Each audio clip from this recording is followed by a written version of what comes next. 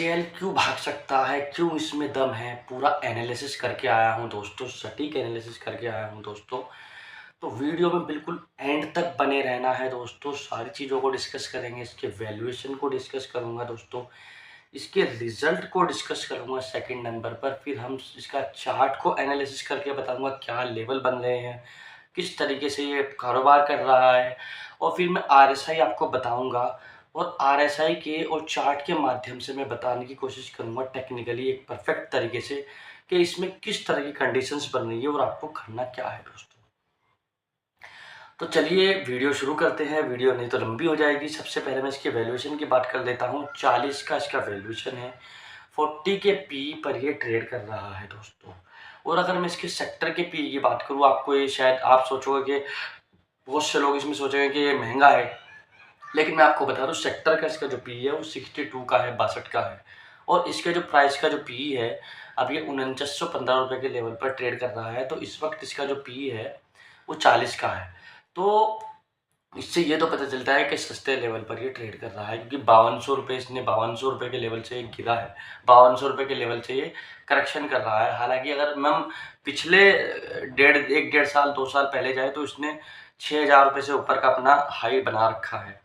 तो कुल मिलाकर जो इसका पी है वो सस्ता है, अच्छे वैल्यूएशन पर हमें मिल रहा है।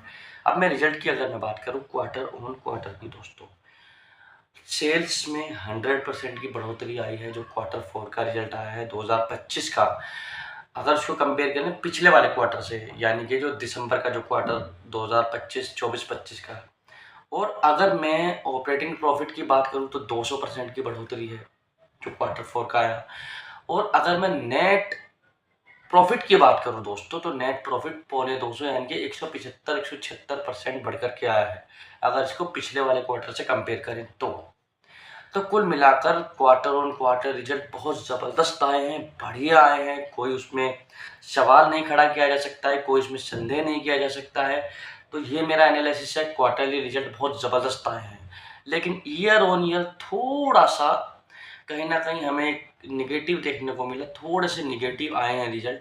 ऐसा भी नहीं है कि बहुत ज़्यादा ख़राब आ गए हैं, थोड़े से निगेटिव आए हैं। इतना ज़्यादा इन्होंने प्रभाव नहीं डाला, लेकिन क्वार्टर ऑन क्वार्टर ने बहुत बढ़िया प्रभाव डाला है, अच्छा प्रभाव डाला है, जिसकी वजह से शेयर में भी थोड़ा सा हमें करेक्शन देखने को मिल रहा है।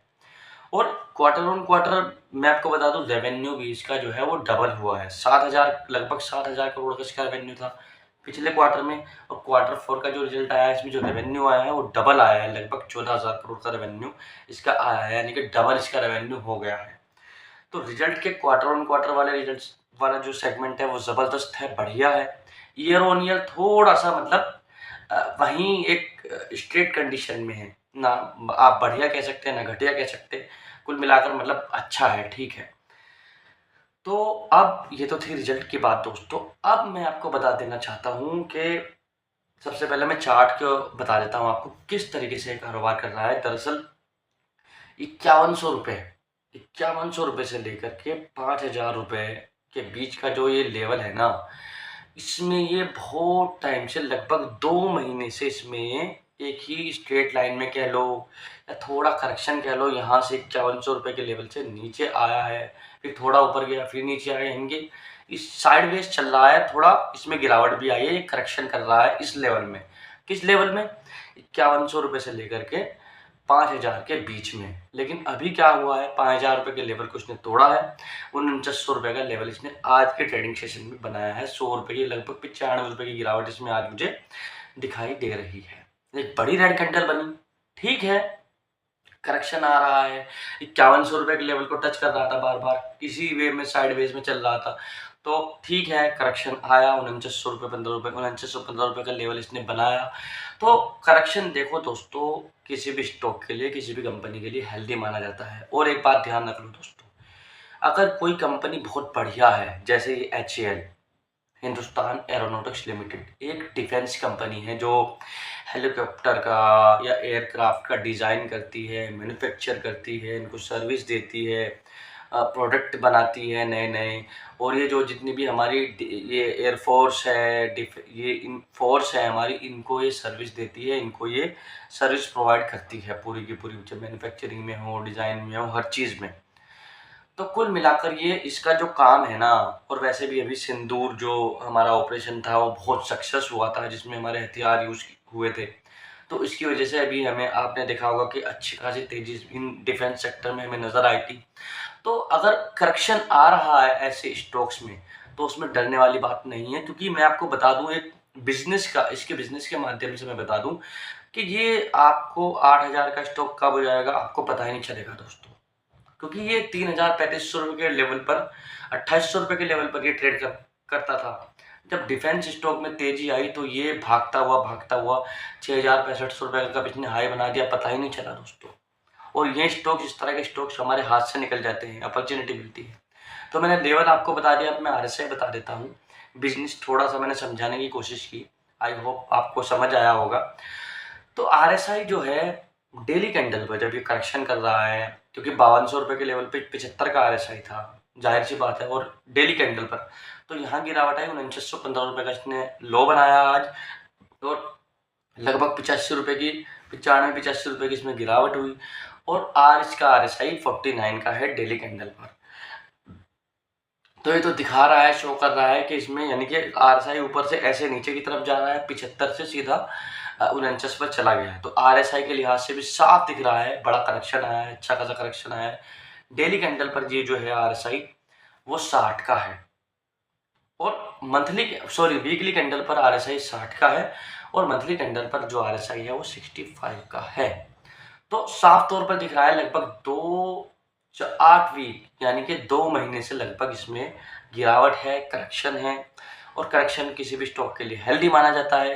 ये अपॉर्चुनिटी होगी, क्योंकि अगर देखो, अगर ये 4900 के लेवल को इस RSI पे, क्योंकि 4900 का जो जिसका प्राइस है, ये एक स्ट्रॉन्ग सपोर्ट पर खड़ा हुआ है नीचे की तरफ, ये स्ट्रॉन्ग सपोर्ट है, क्योंकि इससे पहले भी 4900 का इसने कई बार ये इस लेवल को बनाया है, तोड़ा है, और इस लेवल पर आके ऊपर से नीचे रुका भी है, और इस लेवल को तोड़ के ऊपर भी गया है। तो 4900 ये समझ लो आसान भाषा में कि ये स्ट्रॉन्ग सपोर्ट है नीचे की तरफ।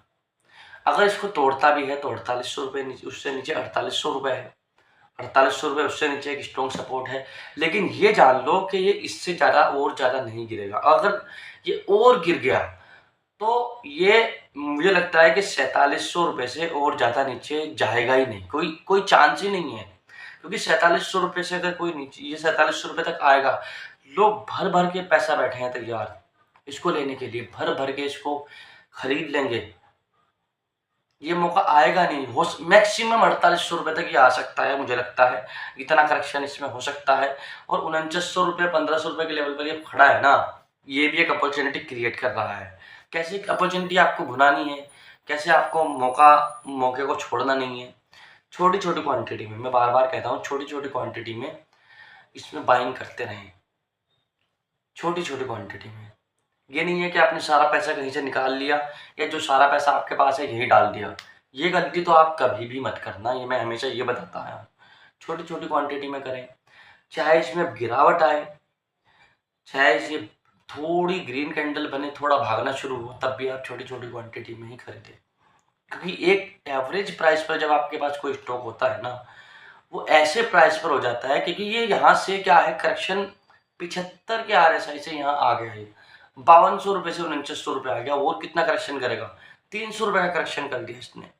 अब यहाँ से चलने की उम्मीद ज़्यादा है, अपॉर्चुनिटी ज़्यादा है, चलने की चांस ज़्यादा है, और वैसे भी डिफेंस का स्टॉक है, इतने ज़्यादा नहीं गिर सकता। प्रोजेक्ट इसको मिलेंगे, हमेशा इसको प्रोजेक्ट मिलते रहेंगे, हमेशा। ये